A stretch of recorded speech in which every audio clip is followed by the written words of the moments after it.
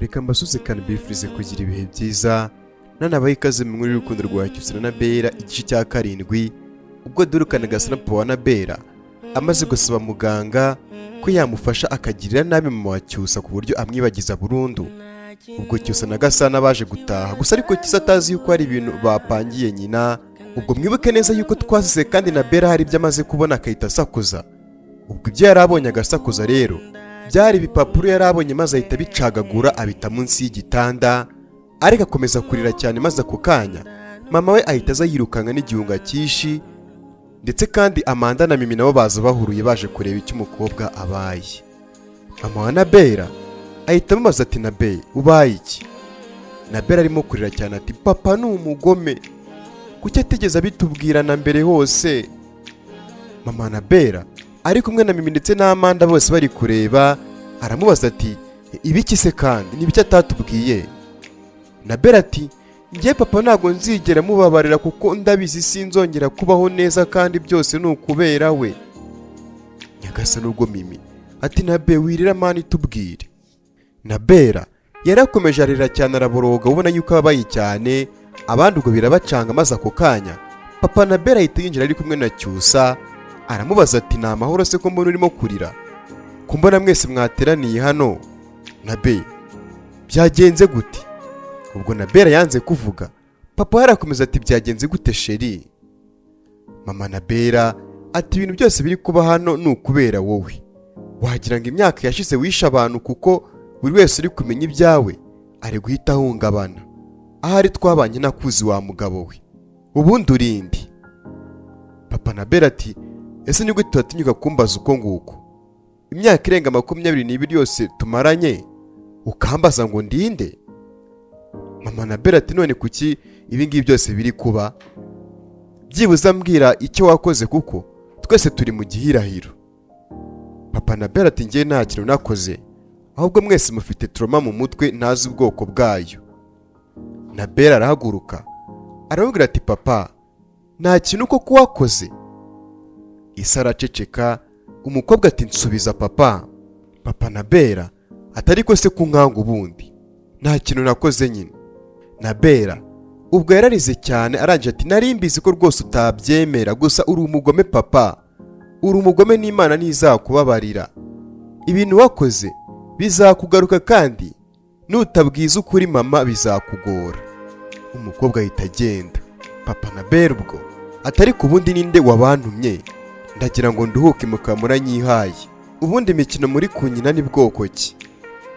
Mama NABELA ati ahubwo weho ibintu wakoze byatiye abantu bose ubwoba ni ibiki? Amaherezo rero bizamenyekana niye wabihisha gute. Amanda ati ese papa ubundi ni ibiki? Papa NABELA ati ama urabizi yuko nta kibi ngiye nakora rero ntiwumva amateshwa y'aba bantu bose. NABELA ubwo yaragiye ariryamira burinda bwira maze mu ijoro mama NABELA mu cyumba yari yambaye imyenda yo kurarana ubundi afata umusego agiye gusohoka ahura na papa NABELA. Papa NABELA ati bite se kusohotse n'imisego?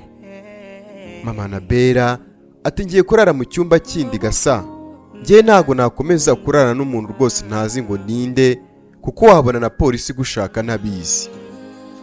Papa NABELA atari kibazo biragwira mwuka byaramwe ubu ibyo bitumye ufata umusego ngo uramunze ugiye kurara mu kindi cyumba?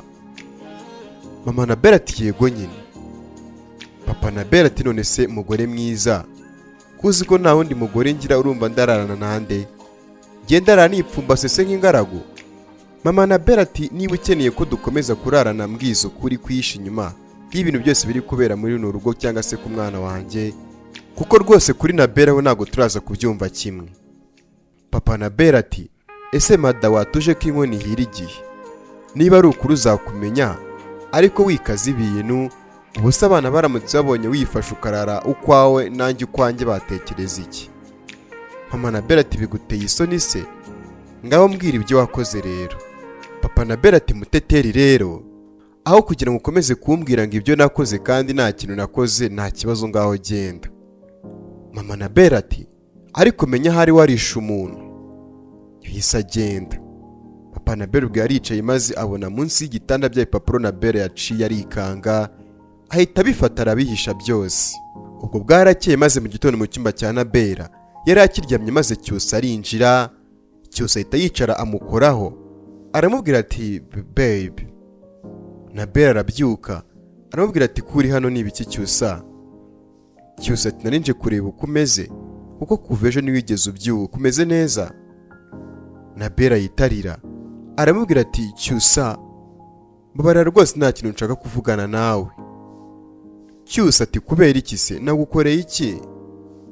Nabela ati n'ubundi twavugana tutavugana ntacyo bimaze, gusa ariko byibuza tutavuganye nibyo byamfasha bigatuma nibagirwa ibintu byose nabonye ejo. CYUSA ati ubwo se ushatse kuvuga iki? Nabela ati CYUSA ndagukunda kandi nzahora ngukunda urabizi, ariko nyine mbabarire ntabwo byashoboka yuko ngiye nawe dukomezanya. CYUSA ati babe ufite ikihe kibazo? Ibyo ni bikirimo kuvuga ubundi cyangwa wasaze? Nabela ati oya ndi muzima gusa. Ubwo umukobwa disi yongera ararira arakomeza ati nibyo nyine bikeneye kuko ngiye nawe ntabwo twemerewe kubana, rero komeza ukwawe nanjye nikomereza ukwanjye. CYUSA ati please babe ndagusabye wimbwira ibyo bintu kuko rwose byatuma umutima wanjye uhagarara, basi mbwira yuko uri kunyinisha. Nabela ati oya ndakomeje. Umukobwa ahita ahaguruka.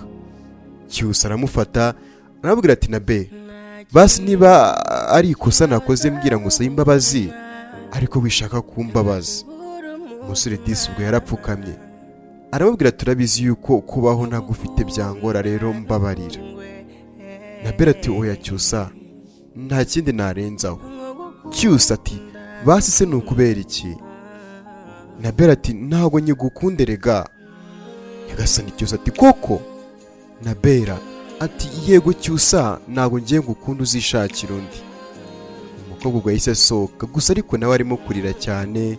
CYUSA ubwo arababara yicwa n'agahinda, ngira ngo murabizi yuko nyina ari mu bitaro none na Nabela aramwanze. Nta kintu kibabaza mu buzima kikanashingura umutima nko gukunda n'ukundwe, nko gukunda n'ukundwe. Ubwo muri ako kanya Amanda yari ari mu cyumba yicaye nuko Mimi abarinjiye. Mimi ati ama waba uzi ibyabaye? Amanda ati ngaho habaye ibiki se kandi? Mimi atumva aho bukera urugo rurasenyuka ndakakuroga kuko papa wawe na mukaso ntibakiri kurara mu cyumba kimwe, buri wese agiye kurara ukwe. Amanda ati shaho urabeshya.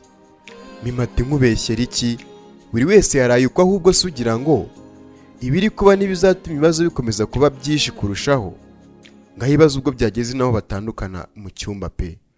Amanda ati simbyizera pe, ariko Mimi wabuze ukuntu papa akunda uriya mugore, wababona batongana pe bagashwana gusa ariko aramukunda birenze urugero.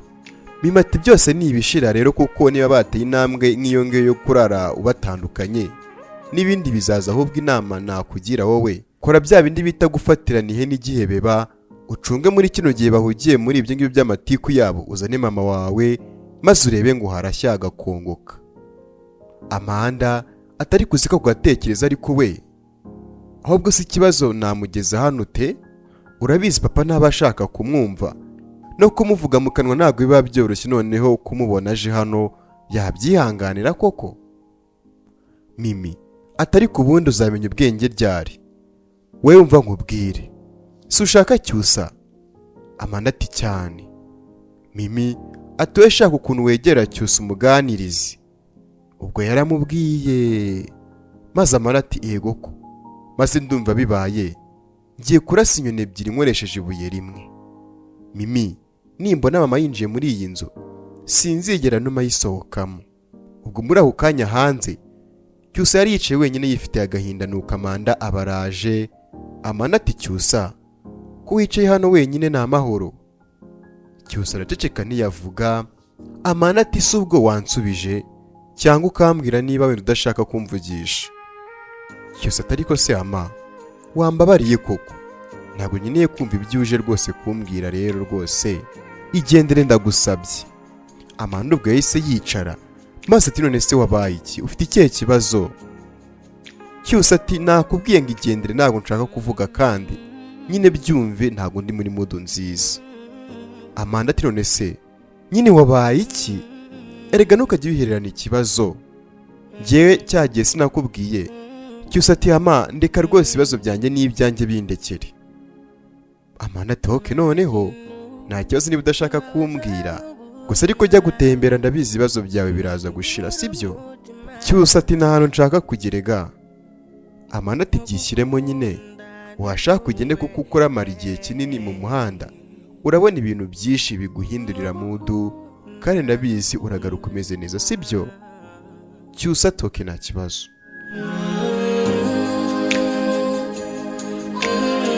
Amasaha yaciyeho maze ubwo CYUSA aragenda atangira gutembera mu muhanda gusa ariko atishimye, yibaza impamvu NABELA yaba yamwanze. Hirya ubwo habaturutse umumama mwiza rwose ubona yuko ari umusirimu pe. Uwo mumama kandi ubwo ari mama wa Amanda, maze ako kanya Amanda nawe abaraje. Amanda ahita amubwira ati none se mama ko wambaye neza kandi ugiye kugenda wigize umutindi? Mama wa Amanda ati rega Amanda, ibino bintu rwose nakubeshye ntabwo bindimo pe, sinibona ndi kuba mu nzu imwe na Gasana rwose. Amanda ati papa mureke wowe, tekereza ukuntu ugiye kwinginga CYUSA akakujyana mu rugo ukahaba. Mama wa Amanda ati none se ama ubundi ndaba ntakambiriwe CYUSA inzu kari ya Gasana hari ubwo ariye, ndetse kandi n'uburenganzira yifiteho kuko we ni umushoferi. None se kuko mwana wanjye urumva ibyo ushaka biraza kuvamo? Amanda ati we genda umutakambire, umubeshya yuko nyine naho kuba ufite umwinginge umusabe yuko yakujyana ahaba, nyine wowe ukora ibishoboka byose akwinjize muri ruriya rugo, nuhagera sindatuma uhasohoka. Mama Amanda aturimo uravuga ibyo ngibyo kuko utazi sosha uwo ari we. Uriya mugabo ndamutinya cyane, wamubona agenda rwose ntiwamureba mu mutima we kuko no kwica umuntu yamwica, kandi n'ubundi simpamya yuko yaba atarica umuntu. Amanda atari ko se mama ibyo ngibyo ni ibiki urimo kuvuga, tunabireke kwanza, genda wowe ukora uko nguko nkubwiye, urasanga ndi mu rugo niteguye ubundi uhagume. Mama Amanda atoke nta kibazo. CYUSA ubwo yaragiye yicara ahantu ku muhanda aregama, nuko ako kanya mama Amanda abaraje yiyambitse rwose nabi cyane, asa nabi nk'umuntu nyine utagira ahantu aba. Mama Amanda ati mwana wa uraho? CYUSA ubwo aramureba aramubwira ati yego nta mahoro se? Mama Amanda ati yewe nta mahoro ntayo rwose, inzara imeze nabi, mperuka kubona icyo kurya ejo bundi ndetse nta naho kurara mfite, nirirwa ngenda ndeba yuko nabona byibuze umuntu waba ibyo kurya, ubwo kandi aho bwije ngeze nkararaho. CYUSA ati none se mama nta bana ugira? Mama Amanda ati ngira umwana umwe, ariko nawe se rwose yaramutwaye ngo kubera ko ndi umukene atazicwa n'inzara. CYUSA ati wihangane, nanjye nta nzu ngira, byibura ngo ndebe yuko nayikujyanamo kuko ahomba naho nkora, wenda icyo nagufasha ni ukuguha amafaranga makeya mfite ukaba wagura icyo kurya. Mama Amanda ati mwana wanjye waba ukoze, ariko nkeneye aho kuryama. CYUSA ati rega nta nzu ngira. Mama Amanda ati aho ubase, erega niyo wancumbikira ijoro rimwe nta kibazo. CYUSA ati ni mu rugo rw'ababosi, kandi uwo mubosi agira amahane rero rwose ntabwo namukira. Mama wa Amanda ati ndakwinginze bikore nk'ubikorera nyoko, kubera yuko ejo twazahura nanjye rwose nkagufasha, byibuze tujyane tugereyo, babyanga ariko wangejejeyo. CYUSA ati mana yanjye si ubu koko, okay ngaho nta kibazo tugende.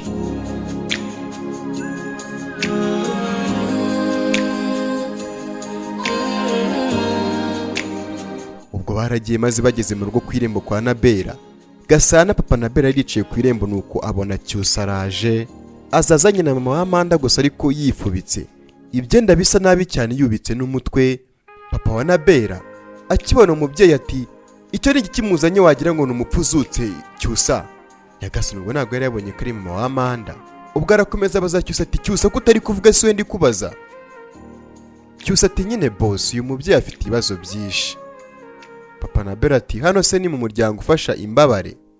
ubundi ubu yusumuzimura bitewe n'ibyo byenda mbona yambaye. Niko mada. Mama wa Amanda ubwo yubuye amaso aramureba ahita yigira nk'uwikanze ahita avuga ati gasa. Nyagasani papa Nabela nawe ubwo akibona yuko ari mama wa Amanda yese yikanga aramubwira ati Agnes ntago nakwizera yuko ari we rwose umeze gutya. Cyusa bugiye gato. Cyusa ubwo yahise agenda maze papa Nabela ati uramara iki mu rugo rwanjye ko mbizi ko bitakugwiririye kuhisanga.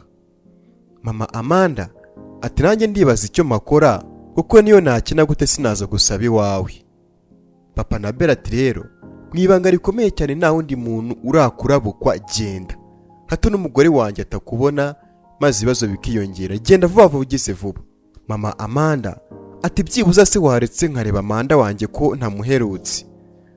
Papa Nabela ati Amanda ntabyo murebaho genda ahubwo ihuta ugatangira kumusunika maze Amanda abarasohoka avuga ati papa uwo ninde urimo gusunika ngo agende. Mama Amanda ubwo yahise ahindukira.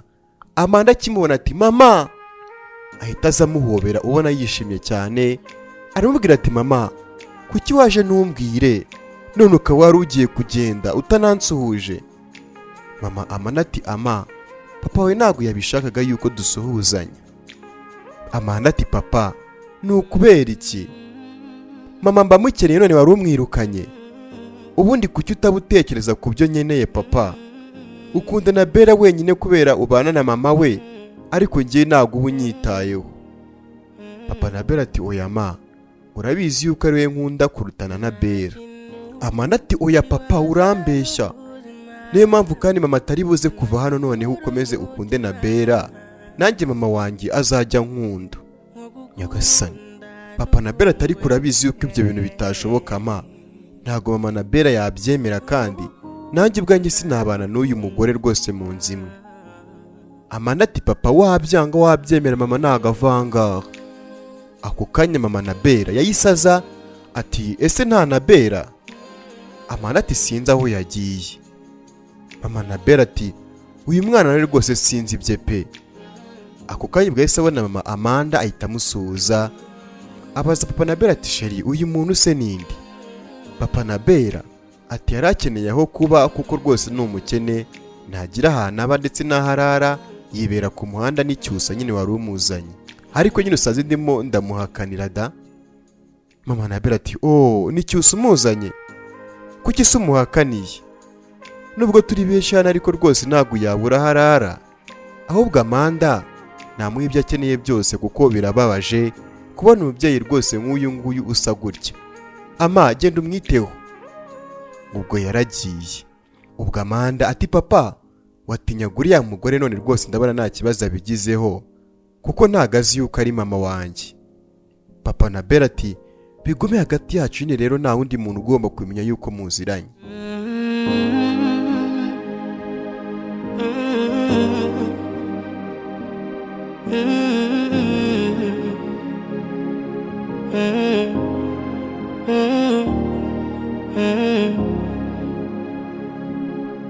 Bwarije bigira amasaha y'ijoro cyane Nabela atarataha. Abo mu rugo bose birabayobera kuryama biranga. Ubwo bose bari biciye muri salo.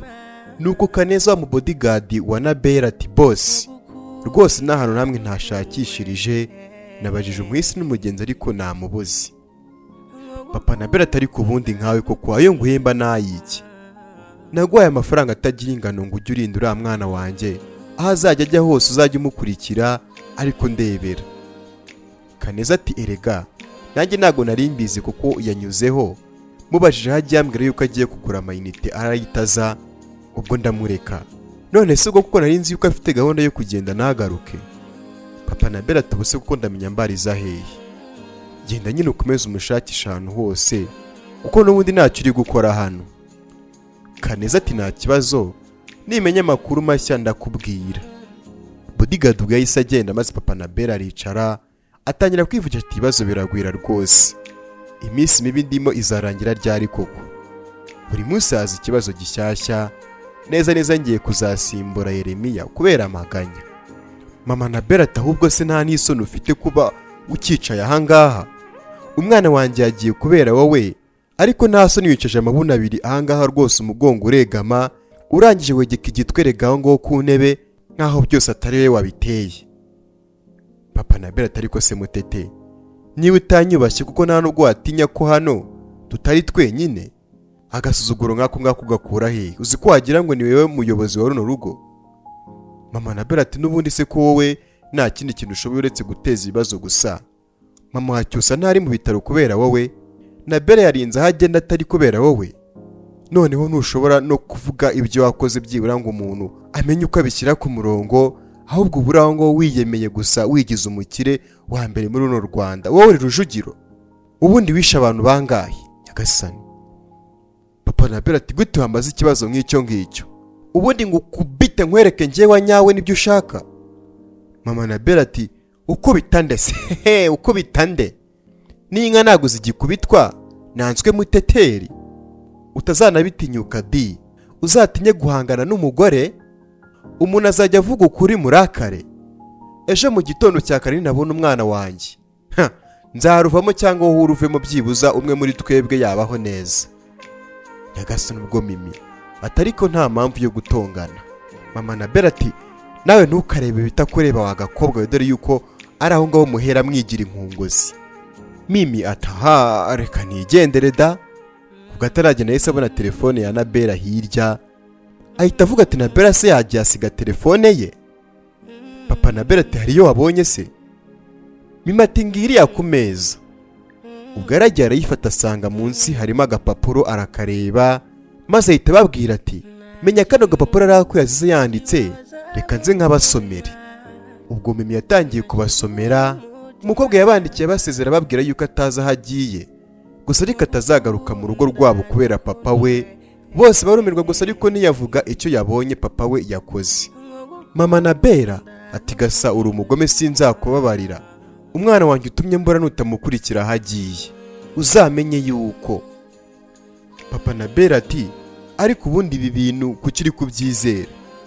Ni imikino bari gukina ngo undakarire, kuki se batavuga icyo nakoze nyine? Mama Nabela ati rega nta n'isoni, ushatse kuvuga se ko umwana wawe yibyariye yaba ari kukubeshyera? Buretse mu gitondo ninjye nawe. Nyagasani ubu yaragenda Cyusa yari ari aho ngaho byamuyobeye aragenda. Mama Nabela aragenda atangira gupakira imyenda ye yose yijujuta, nuko Papa Nabela arinjira. Papa Nabela ati ariko si wahacururutse koko wowe kabyara we, ubu ngubu ni ngombwa kuko ngukora ibi bintu nk'ibi? Mama Nabela ati uhitemo kugumana uko kuri kwawe, njye nigendere cyangwa ukuvuge nguma ahangaha, watuje ko uzabimenya. Mama Nabela ati nta kibazo rega nimbimenya nzagaruka. Arasohoka. Papa Nabela ubwo yicaye ku buriri aravuga ati subo koko ibi ngibi ni ibikira? Mvuga ukuri ariko nanjye ntibyangwa amahoro tu, ndabizi nabura buri kimwe cyose, yaba umugore ndetse yaba na Nabela. Mama Manda ubwo ahita yinjira arangije ati harya urugo rubi rutwa na gereza cyangwa ni umugore mubi? Yarasetse ubwo maze Papa Nabela ati ese nkawe iki cyumba winjiyemo utumye umugore wanjye agusangamo? Mama Amanda ati ko mbona se mwarangaje, nari kubozwa n'iki kwinjira, ariko nukubabona mugena mu modoka meza naho byaranze koko zirara zishya pe. Papa Nabela ati Agne mbabara rwose amahoro udatuma biba bibi. Mama Amanda ati ukibeshya se ukankoraho, umugore wawe niwe wamaye karibu, umenye ko ari nawe uzansohora. Ikindi kandi simfite gahunda yo kuva hano, gusa ariko umugore wawe ni injiji. Papa Nabela ati kuba ari injiji rero nibyo namukundiye nkanga wowe. Mama Amanda ati ako ni akanyabugabo di, umunsi ugutegereje urahari.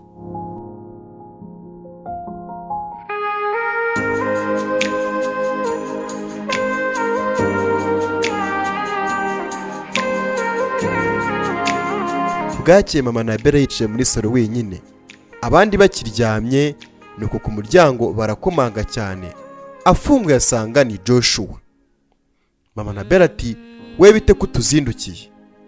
Joshua ati nkeneye kubonana n'umugabo wawe. Mama Nabela ati umugabo wanjye araryamye. Ubwo agiye gufunga umuryango, Joshua ahita avuga ati bitware gake ariko bite ko wirukanka, hari gahunda dufitanye kandi sinavanga namubonye. Mama Nabela ati injira. Undi yarinjiye Mama Nabela aragenda akangura Gasana ati Gasa hari umuntu ugushaka. Papa Nabela ubwo yayisaza ati ese utamamagaye ubundi mu izina sinakumva. Yaricaye ati wese ngo ni ibiki. Joshua ati ko mbona wirakaje se nkaho nabyanjye ufite Gasa. Watumye nyina nawe birahagije. Rero naje nje simvanga rwose utampereje. Papa Nabela atari ko gihe umuntu w'umugabo Joshua. Niba twarapanze ibintu mwibanga gute ushaka yuko birangirira ku karubanda. Joshua ati nta kindi gikwiriye abantu nkawe. Mama Nabela ati ndumva ibintu byanyu biri seriye reka ngiye nkwereka icyo ngukorera. Yahise avuga cyane ati Amanda Mimi nawe Cyusa ni mwese nimuze hano. Papa Nabela ati ariko se mada wagiye ugabanya ubwenge buke. Mama Nabela ati ngomba kumenya uwo uriwe byakanga byakunda. Mimi ako kanya na Amanda bahise baza maze arababwira ati mwicare mwumve ibiganiro bigiye kubera ahangaha.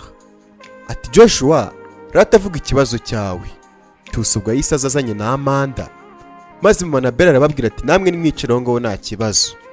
Joshua ubwo yaratangiye ati Gasa nkeneye amafaranga yanjye cyangwa se mo kimwe inzu yanjye cyangwa se nyine uhitemo ibyo wari wanyemereye. Papa Nabela ati ese Joshua ubu koko byari ngombwa ko bivugira hano. Joshua ati waranyinishije rigunesha igihe. Ibyo byose narabyirengagije ndakwinginga ariko wanga kubyumva. Rero igihe ni iki ngiki nutama ibyanjye ayisuya sindava hano n'abasohoye muri iyi nzu. Mama Nabela ati ngwiki inzu yacu se kandi jemite. Joshua ati umugabo wawe namuhaye. Nyagasani Papa Nabela ahita amucabwije ati Joshua si ngombwa reka nguhe miliyoni 30 ayandi nzayaguha nitonzi.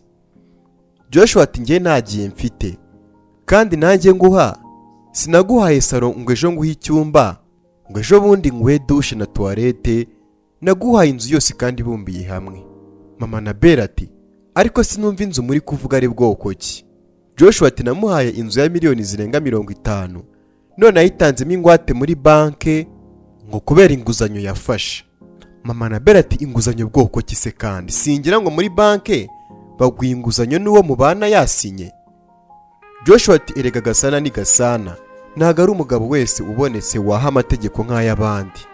Mama Nabela ati narumiye koko niko se mugabo mwiza iyo nguzanyo koko ntigeze menya ibyayo ni yahehe ahubwo se mbibarize we wagiye kumuha iyo nzu ugamije iki. Joshua ati ngiye nakunze Nabela bibwira Gasana aranga aransembera maze mubwiye ko nzamuha inzu yanjye aramunyemerera. Nyagasani bose barumiwe. Joshua arakomeza ati ejo bundi rero nibwo yamaye miliyoni 25 arambwira ngo ntabwo bigikunze ko yama Nabela. Ndamubwira ngo nsubize inzu yanjye ambwira yuko yitanzemo ingwate. Ndamubwira nti uzayame yuzuye none ubu ngubu rero naje nje murami ino nzu murimo kubamo cyangwa se mume Nabela mwanyemereye mujyane. Nyagasani Mama Nabela ubwo yahise yegera Gasana aramubwira ati ese byibura utabaye umugabo mwiza nta nubwo waba umubyeyi mwiza ugatinyuka ko kukagurisha umwana wibyariye bakaguha inzu ukemera ko kukagurisha umwana. Umukobwa ko bamukwa baramugura gute waba umuntu mubi koko bigeze aho ngaho.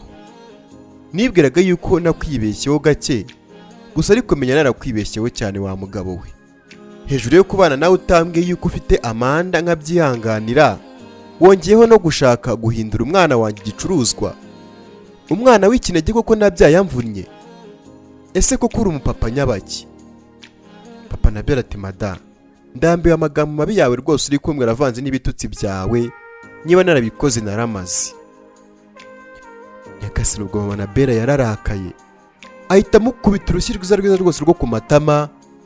Umugabo atangira kumva injereri zivugira mu matwi ye.